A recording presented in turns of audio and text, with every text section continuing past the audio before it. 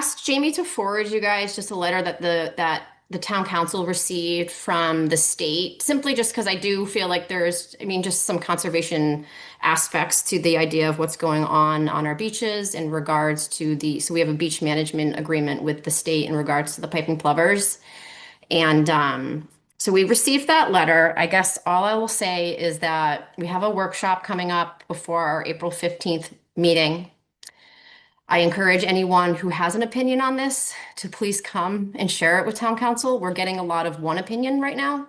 And so it would be great to get varying opinions. And I will say some people are uncomfortable coming and speaking publicly. And so I encourage you, if you do have an opinion, to please email the council and let them know how you feel about that. So what the letter that we received from the state recently was what we're supposed to have been doing all along under that agreement. So to me, I'm like, I mean, they're basically being like, follow the agreement. So to me, there's not a lot of procedural behind that. It's just basically what's happening, which is a discussion with the council of, do we want to do this or not? And so I think that's why I'm asking, if you have an opinion, please show up, because, I don't know. We have a contract that says we're supposed to be doing this. This is what the experts recommend. And so it's pretty much right on our plate because we're maybe in violation of that contract already. That issue isn't going to go away. And I think the Plover volunteers are doing a really good job at collecting data, and they have some of our attention, including mine. I don't go to Higgins Beach. I don't mean to single that out, but that is generally the area where there are some issues going on. And so as someone who works in the legal field, I take the contracts that we sign pretty seriously.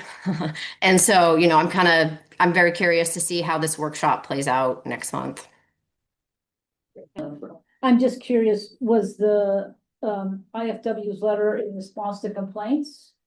How did they realize that they were unaware of our lack of compliance? Yeah, so I know a couple of Plover volunteers specifically reached out to them this past fall.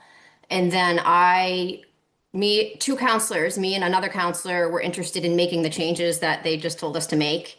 And so I reached out to them in December. So they had multiple phone calls from residents, and then they spoke to me, and they said, and they have the data. I think they have the data. They don't like the environment in Scarborough.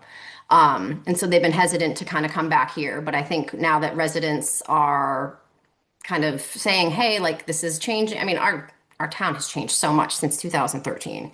You can't deny it.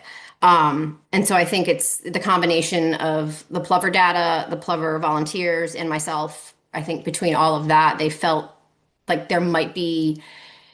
we might actually entertain this idea, where before I think they basically were like, they don't want to comply. We're not going to come forward. And so just kind of the changing tide in Scarborough.